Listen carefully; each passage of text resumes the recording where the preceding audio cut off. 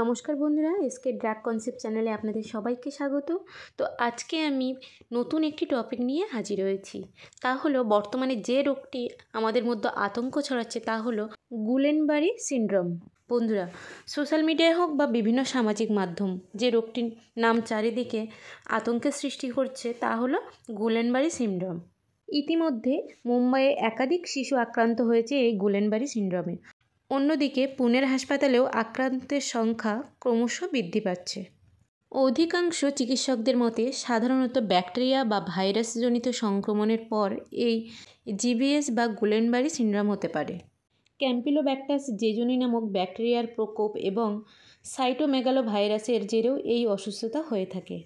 8 থেকে 80 এই বয়সের মধ্যে যে কেউ আক্রান্ত হতে পারেন এই রোগে। জিবিএস বা গুলেনবারি সিনড্রোমে শ্বাসনালী এবং পরিপাকতন্ত্রের সংক্রমণ হয়। এই সংক্রমণজনিত রোগীর আক্রান্তের সম্ভাবনা সবথেকে বেশি হয়ে থাকে এবং এটি মানুষের রোগ প্রতিরোধ ক্ষমতা দুর্বল করে দেয়। এই জিবিএস শিশু এবং যুবক বয়সীদের ক্ষেত্রে বেশি দেখা যেতে পারে এবং এটি মানুষের রোগ প্রতিরোধ ক্ষমতা দুর্বল করে দেয়, এমনটা মনে করছেন চিকিৎসকরা। গুলেনবারি সিনড্রোমের নাম হলো অ্যাকিউট ইনফ্ল্যামেটরি পলির্যাডিকিউলো নিউরোপ্যাথি, অর্থাৎ একসাথে অনেকগুলি নার্ভ অচল হয়ে পড়ার কারণেই এই নাম। বন্ধুরা, আসুন আমরা এবার জেনে নিই এই গুলেনবারি সিনড্রোম কিভাবে আমাদের শরীরে থাবা বসাতে পারে সেই সম্পর্কে। চিকিৎসকদের মতে এই রোগে শ্বাসনালী এবং পরিপাকতন্ত্রের সংক্রমণ হয়, যেমন জ্বর, সর্দি, কাশি, গলা ব্যথা, ঠান্ডা লাগা, পেট খারাপ ইত্যাদি ভাইরাল ইনফেকশান যাদের হয়েছে সেই সমস্ত পেশেন্টদের 7 থেকে 10 দিনের মধ্যে বিভিন্ন উপসর্গ শরীরে দেখা দিতে শুরু করে, যেমন হাতে পায়ে অসাড়তা, হাতে পায়ে ঝিনঝিন ভাব, হাঁটা চলাফেরায় সমস্যা, উঠতে বসতে সমস্যা বা হাঁটা চলার সময় ভারসাম্য হারানো, হাত পা ও ঘাড় এবং কোমরে প্রচণ্ড ব্যথা এবং গায়ে প্রচণ্ড ব্যথা অনুভব হওয়া, বুক ধড়ফড় করা, লো ব্লাড প্রেশার, শ্বাস নিতে সমস্যা হওয়া, এছাড়া ঘাড় ও মুখের পেশির দুর্বলতা অর্থাৎ কথা বলা, চিবানো এবং গলার সমস্যা, ধীরে ধীরে চোখের সমস্যা দেখা দেয়, বিভিন্ন স্নায়ু আক্রান্ত হয়ে যায়, পেশি দুর্বল হয়ে পড়ে। এরকম একাধিক উপসর্গে আক্রান্ত হওয়ার পরেই 2 সপ্তাহের মধ্যে পেশেন্টের অবস্থার অবনতি ঘটে। এর ফলে ওই পেশেন্টটি চলাফেরার ক্ষমতাও হারিয়ে ফেলে এবং প্যারালিসিস হওয়ার সম্ভাবনা বেড়ে যায়। এছাড়াও শেষের দিকে মৃত্যু পর্যন্ত হতে পারে এই গুলেনবারি সিনড্রোমে। বন্ধুরা, এই গুলেনবারি সংক্রমণ সম্পর্কে আমরা আরও বেশি করে তথ্য জেনে নেব বিভিন্ন স্নায়ু রোগ বিশেষজ্ঞ ডাক্তারদের কাছ থেকে। চলুন। এটা ইউজুয়ালি একটা ইমিউনিটি রিলেটেড অসুখ, মানে আপনার শরীরের অ্যান্টিবডি কোনো কারণে ট্রিগার্ড হয়ে গেল এবং আপনার যে শিরা উপশিরা তার ওপর গিয়ে সেটা আটকে গিয়ে সেইগুলোকে অচল করে। এবার সেগুলো ট্রিগার হিসেবে অনেক সময় কারণ হিসেবে দেখা গেছে কিছু ইনফেকশনও দায়ী, যেমন ধরুন ক্যাম্পাইলোব্যাক্টার জেজুনি বলে একটা ব্যাকটেরিয়া আছে, তার জন্য হতে পারে। কিছু ভাইরাল ইনফেকশনের জন্য হতে পারে, এপস্টেইন-বার ভাইরাস, কিছু কিছু ক্ষেত্রে জিকা ভাইরাস বলে একটা ভাইরাস আছে তার জন্যও হতে পারে। কিছু কিছু কোভিডের সময় আমরা দেখেছি কোভিড ইনডিউসড অনেক গুলেনবারি সিনড্রোম আমরা পেয়েছি। তো এরকম কিছু কিছু ইনফেকশনগুলো কী করে, যে কোনো ইনফেকশন যখন আসে শরীরে তার বিরুদ্ধে অ্যান্টিবডি তৈরি হয়। অ্যান্টিবডি তো কিছুই না, আসলে প্রোটিনের একটা রূপ। তো সেই প্রোটিনগুলোর যে আটকানোর ক্ষমতা, সেই যেখানে গিয়ে আটকায় সেটা যদি আপনার নার্ভের যে প্রোটিন তার সাথে সমতুল্য হয়ে যায়, তখন সেই অ্যান্টিবডিগুলো যেটা কিনা আপনার শরীরকে রক্ষা করবে সেটা বুঝতে পারে না এবং সেই গিয়ে নার্ভকে আটকে গিয়ে সেটাকে অচল করে দেয়। এইভাবে এই প্যারালিসিসটা সেট ইন করে।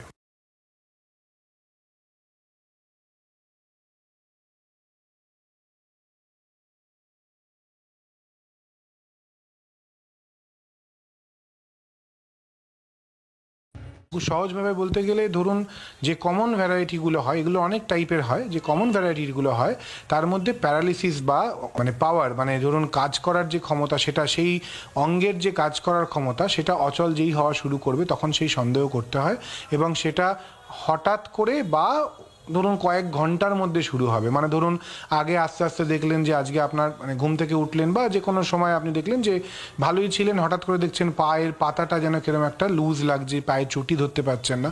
তার কয়েক ঘন্টার মধ্যে দেখলেন আপনি বসে উঠতে পারছেন না। তারপরে দেখলেন অপর পাটাও একই রকম শুরু হলো। তার সাথে সাথে দেখলেন আস্তে আস্তে কিছুক্ষণ যেতে যেতে আপনি এপাশ ওপাশ ঘুরতে পারছেন না, বসে উঠতে পারছেন না, হাতে যে জিনিস ধরছিলেন সেটা ধরার জোরটা কমে যাচ্ছে। এই জোর যখন আস্তে আস্তে কমতে শুরু করছে এবং এটা ওভার ফিউ আওয়ার্স হচ্ছে, আস্তে আস্তে একদিকে শুরু হতে পারে, দুদিকে শুরু হতে পারে, তখন এরকম ধরনের সিনড্রোম সন্দেহ করতে হয়। এবং সেটা কিছু কিছু ক্ষেত্রে অ্যাটিপিক্যাল ভ্যারাইটিও হয়। যেমন ধরুন এরকম টিপিক্যাল যে নিচ থেকে শুরু হয়ে ওপর দিকে যাবে, এরকম না হয় অনেক সময় ওপর থেকে শুরু হয়ে নিচ দিকে আসাটাও অনেক সময় লক্ষণ হয়। অনেক সময় শুধুমাত্র বারবার হঠাৎ করে ঢোক গিলতে গিয়ে বিষম খাওয়া শুরু হলো, মানে আমি ছিলাম ভালো, হঠাৎ করে খেতে গিয়ে খেতে পাচ্ছি না, ঢোক গিলতে গিয়ে বিষম খাচ্ছি, জল খেতে গিয়ে নাক দিয়ে বেরিয়ে আসছে। একে বলি বালবার অনসেট গুইলেনবারি সিনড্রোম। মানে এর শুরুটা হচ্ছে ওপরে, যেখান দিয়ে আমরা মানে ঢোক গিলি বা জল গিলি, হ্যাঁ, যে আমাদের যে প্রক্রিয়ার মাধ্যমে আমাদের শ্বাসনালীতে খাবার যায় না, সেই প্রক্রিয়াগুলো অচল হওয়া শুরু করেছে, সেই নার্ভগুলো অচল হওয়া শুরু করেছে। এবার আমরা জানবো এই কি কি সাবধানতা অবলম্বন করলে এই গুলেনবারি সিনড্রোম আমাদের শরীরে থাবা বসাতে অক্ষম হবে। বিশেষ করে এখন যে এপিডেমিকটা চলছে তার জন্য প্রধান সাবধানতা হলো যে এই অসুখগুলো, মানে এইবার যেটা পাওয়া গেছে ক্যাম্পাইলোব্যাক্টার জেজুনি ইনফেকশনের ট্রিগার পাওয়া গেছে, তো সেইটা কিন্তু আনকুকড পোলট্রি, মানে ডিম যেগুলো ধরুন মানে ঠিক মতন বয়েল করা হলো না বা ঠিক মতন পরিষ্কার করে না করে রান্না করা হচ্ছে, বা ধরুন খাবার দাবার, বিশেষ করে হাইজিন, ভালো করে হাত ধোয়া খাওয়ার আগে, যে কোনো জিনিস মানে বাইরের খাওয়ার আগে সেটা দেখে নেওয়া যে সেটার হাইজিন স্ট্যাটাস কীরকম। বিশেষ করে এই ব্যাকটেরিয়াগুলো কিন্তু এরকম মানে এই হাইজিন প্র্যাকটিসগুলো করলে আমরা অনেকভাবে আটকাতে পারি। এবং মনে রাখবেন যে বিশেষ করে বাড়িতেও যখন শাকসবজি খাবেন ভালো করে সেটা ধুয়ে নেওয়া, এইরকম অনেক প্রক্রিয়া আমরা কোভিডের সময় করতাম, কিন্তু সেই জিনিসটা আবার যদি আমরা এই হাইজিন প্র্যাকটিসটা মেনটেন করি, বিশেষ করে ফুড ইনটেকের জন্য, এইবারের যে ভয়াবহ এপিডেমিকটা হয়েছে সেটা অনেক অনেক প্রকারে কিন্তু ওরা আটকাতে পারছে। এবং এইবারেরটা আর একটা জিনিসও একটা আউটব্রেক হয়েছে, জল। তো জল, যে কোনো জায়গার জল না খেয়ে ঠিক মতন ফুটিয়ে জল খাওয়াও যদি যায়, যদি আপনি মিনারেল ওয়াটার বা ঠিক মতন ওয়েল প্যাকেজড মিনারেল ওয়াটার না পান, তাহলে আপনাকে অনেকভাবে সেটা মানে সাহায্য করতে পারে।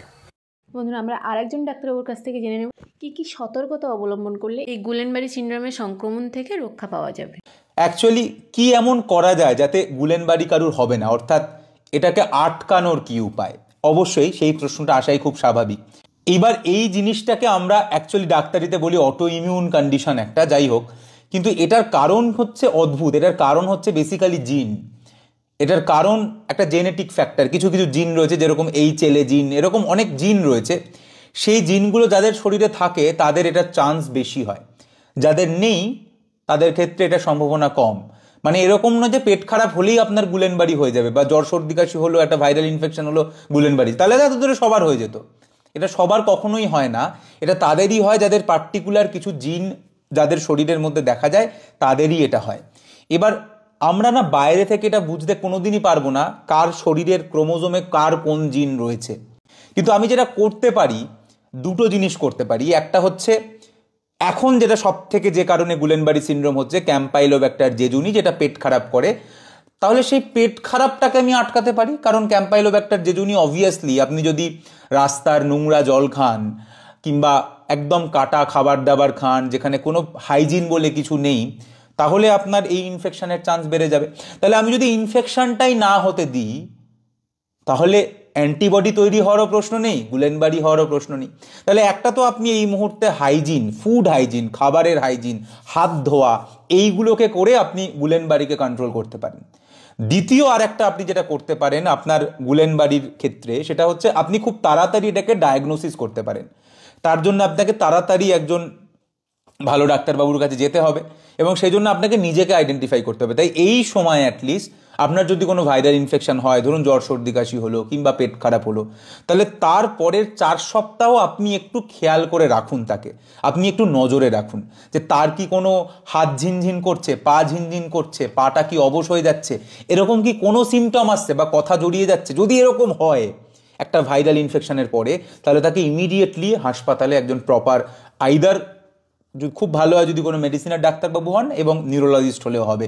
নিউরোলজিস্ট কিংবা কোনো মেডিসিন মানে এমডি মেডিসিন কিংবা কোনো ডিএম নিউরোলজি করা এরকম কারুর কাছে আপনি যদি নিয়ে যান, তাহলে আমার মনে হয় এটা তাড়াতাড়ি ডায়াগনোসিস হবে, এবং সেই ক্ষেত্রে হয়তো অতটা আমরা খারাপ দিকে যাব না, মানে যেখানে আমার ওই শ্বাস প্রশ্বাসের পেশিগুলো ধ্বংস হয়ে যাবে, তার আগেই হয়তো আমরা ইঞ্জেকশন দিয়ে, ওষুধ দিয়ে এই অ্যান্টিবডি যেগুলো আমাদের শরীরে উত্তেজিত হয়ে গেছে তাদেরকে সাপ্রেস করতে পারবো। তাই একটা উপায় হচ্ছে আপনি অ্যান্টিবডি তৈরি হতেই দেবেন না। তার জন্য আপনি এই হাত ধোয়া এবং একটু খাবারগুলোকে এখন দেখে খাওয়া, কি খাচ্ছেন কি খাচ্ছেন না সেগুলোকে দেখে ঠিক করা, ঠান্ডা না লাগানো, এই জিনিসগুলো করতে পারেন।